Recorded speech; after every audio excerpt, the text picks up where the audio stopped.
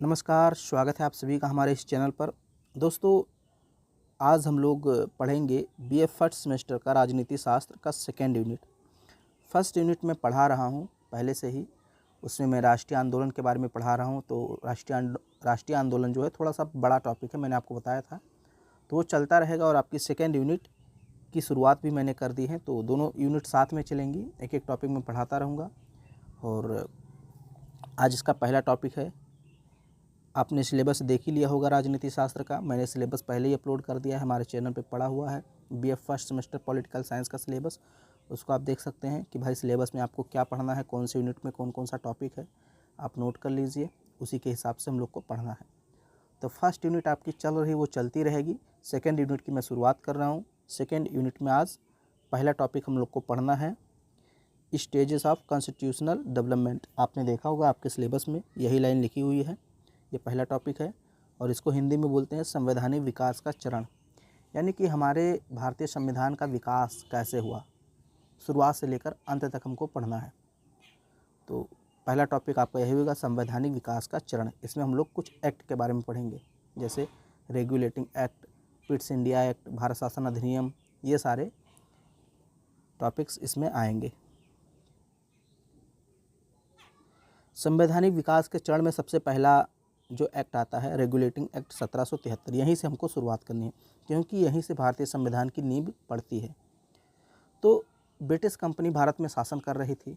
British सरकार ने सोचा कि ब्रिटिश कंपनी पर थोड़ा सा नियंत्रण स्थापित किया जाए और भारत पर और मजबूती से पकड़ा जाए, या आप कहें कि पकड़ जो है और मजबूत किया जाए।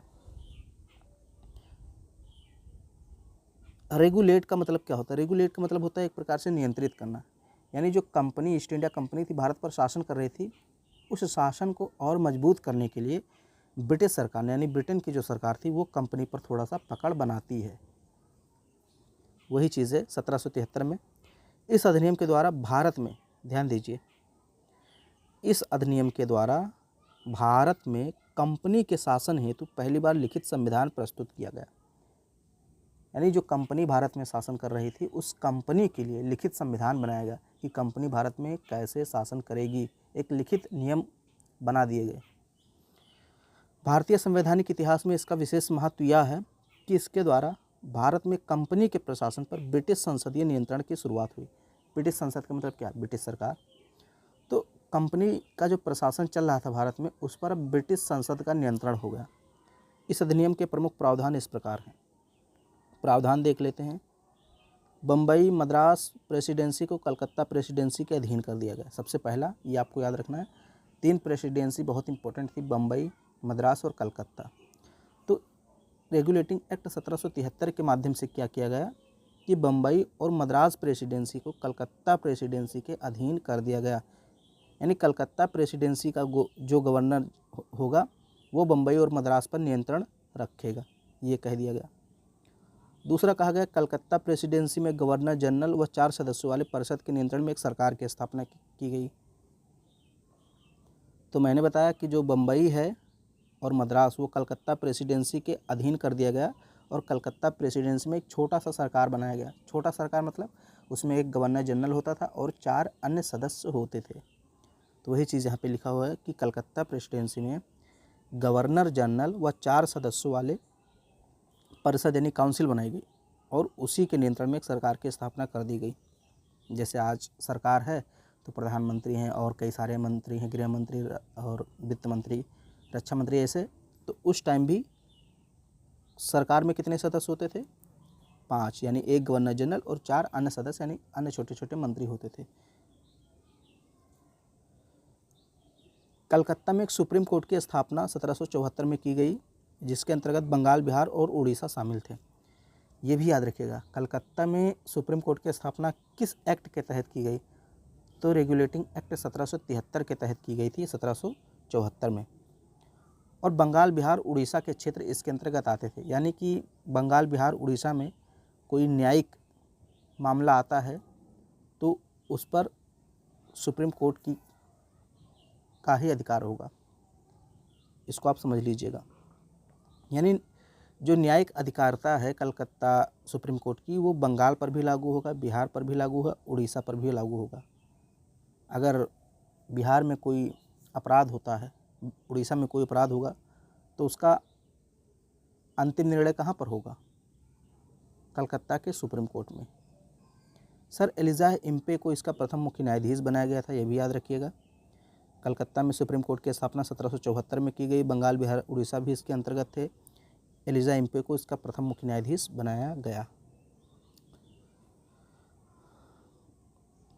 भारत के सचिव की पूर्व अनुमति पर बंगाल गवर्नर तथा उसकी 4 सदस्यीय परिषद को कानून बनाने का अधिकार दे दिया गया। तो जो बंगाल के गवर्नर जनरल थे और उसके 4 सदस्य थे, वो कार्यपालिका भी काम करते थे और विधान बनाने का यानी कानून बनाने का भी काम उनको दे दिया गया कि वो कानून भी बना सकते हैं, कानून को लागू भी कर सकते हैं। कहने का मतलब कार्यपालिका मतलब कानून लागू करने वाला, और विधायिका यानी विधान या कानून बनाने वाला, दोनों एक ही था, अलग अलग नहीं था। वही गवर्नर जनरल, वही उनके 4 सदस्य कानून बनाते भी थे और लागू भी करते थे। अब बंगाल के गवर्नर को तीनों प्रेसिडेंसियों का गवर्नर जनरल कहा गया। इस एक्ट के तहत बनने वाला बंगाल का प्रथम governor general Lord Warren Hastings था। तो लॉर्ड वॉरेन हेस्टिंग्स था, ये प्रथम गवर्नर जनरल बनता है बंगाल का। पहले बंगाल का गवर्नर होता था, जैसे रॉबर्ट क्लाइव, वेरेलस्ट, कार्टियर, ये सब बंगाल के गवर्नर थे। लेकिन बंगाल के गवर्नर को बंगाल का गवर्नर जनरल कब कहा जाने लगा? रेगुलेटिंग एक्ट 1773 के समय से, यानी जब रेगुलेटिंग एक्ट 1773 पास हुआ तो उसी समय से बंगाल का गवर्नर जो था उसको बंगाल का गवर्नर जनरल कहा जाने लगा। और लॉर्ड वॉरेन हेस्टिंग्स बंगाल के प्रथम गवर्नर जनरल बने थे। और ये जो हेस्टिंग्स था, इसको तीनों प्रेसिडेंसियों का गवर्नर जनरल कहा था। मैंने आपको बताया था जो बम्बई और मद्रास प्रेसिडेंसी थी उसको कलकत्ता प्रेसिडेंसी के अधीन कर दिया गया था। अभी मैंने आपको कुछ टाइम पहले ही बताया था। तो बम्बई और मद्रास प्रेसिडेंसी को कलकत्ता प्रेसिडेंसी के अधीन कर दिया गया, इसलिए जो कलकत्ता या बंगाल का गवर्नर जनरल होगा वही मद्रास और बम्बई पर भी नियंत्रण रखेगा। कहने का मतलब यह है कि मद्रास और बम्बई में भी गवर्नर होते थे, लेकिन वहाँ पे सिर्फ गवर्नर कहे जाएंगे। मद्रास, बम्बई में गवर्नर होंगे, जबकि कलकत्ता में गवर्नर जनरल होगा, और जो सभी प्रेसिडेंसियों पर नियंत्रण रखेगा। इसको थोड़ा सा समझना आपको पड़ेगा। इस एक्ट के तहत कंपनी के कर्मचारियों को निजी व्यापार व भारतीय लोगों से उपहार व रिश्वत लेने को प्रतिबंधित कर दिया गया। मतलब ये कह दिया गया कि कोई भी व्यक्ति निजी व्यापार नहीं करेगा भारत से, कोई भी व्यक्ति राजाओं महाराजाओं से रिश्वत या उपहार नहीं लेगा, ये भी कह दिया गया। कंपनी पर ब्रिटिश कोर्ट ऑफ डायरेक्टर्स यानी कंपनी की गवर्निंग बॉडी का नियंत्रण बढ़ गया, और अब भारत में इसके राजस्व, नागरिक और सैन्य मामलों की जानकारी ब्रिटिश सरकार को देना आवश्यक हो गया। अब ये ब्रिटिश कोर्ट ऑफ डायरेक्टर्स क्या था? इसको बोलते हैं निदेशक मंडल। कोर्ट ऑफ डायरेक्टर्स का मतलब ये था, ये कंपनी को डायरेक्ट करती थी, निर्देशित करती थी कि कंपनी को कैसे काम करना है। इसमें कुछ ब्रिटेन के संसद होते थे, यानी ये ब्रिटिश सरकार के प्रतिनिधि होते थे, और ये ब्रिटिश कंपनी पर नियंत्रण रखते थे, उसको निर्देशित करते थे। तो इसका नियंत्रण और ज़्यादा कंपनी पर बढ़ गया इस एक्ट के तहत। अब भारत में कंपनी के राजस्व, नागरिक और सैन्य मामलों की जानकारी ब्रिटिश सरकार को देना आवश्यक कर दिया गया। यानी ब्रिटिश सरकार ने आदेश दिया कोर्ट ऑफ डायरेक्टर्स को कि कंपनी जो भी राजस्व संबंधी मामले करती है, नागरिक संबंधी या सैन्य संबंधी जो भी गतिविधियां करती हैं, उसकी जानकारी हमको जरूर दीजिए। व्यापार की सभी सूचनाएं क्राउन को देना सुनिश्चित किया गया। तो ये भी कह दिया गया कि कंपनी कोई भी व्यापार कर रही है भारत में, तो उसकी सूचना किसको दी जाए? सीधे ब्रिटिश क्राउन को दी जाए, यानी ब्रिटेन की जो महारानी या महाराजा हैं उनको दिया जाए। तो आज हम लोग इसको यहीं पे रखते हैं। 1773 का एक्ट आपने पढ़ लिया, लगभग 10 मिनट की वीडियो बन ही चुकी है, तो मैं इसको ज़्यादा नहीं बढ़ाना चाहूँगा। और भी इसमें बहुत छोटे छोटे एक्ट हैं, तो उसको भी पढ़ेंगे। कुछ एक्ट बड़े हैं, तो एक्ट में कौन कौन से तत्व हैं, कौन कौन से प्रावधान है, इसको याद रखना है, क्योंकि आप किसी प्रतियोगी परीक्षा की आगे तैयारी करेंगे तो वहाँ आपको यही पढ़ाया जाएगा। तो उम्मीद करता हूँ वीडियो आपको पसंद आया होगा। आपकी ये सेकेंड यूनिट का पहला वीडियो है, और वीडियो पसंद आए तो उसको लाइक कर दीजिए, शेयर कर दीजिए। चैनल पर पहली बार आए हैं, चैनल को सब्सक्राइब जरूर कीजिए, और PDF प्राप्त करने के लिए टेलीग्राम चैनल को भी ज्वाइन कर लीजिए।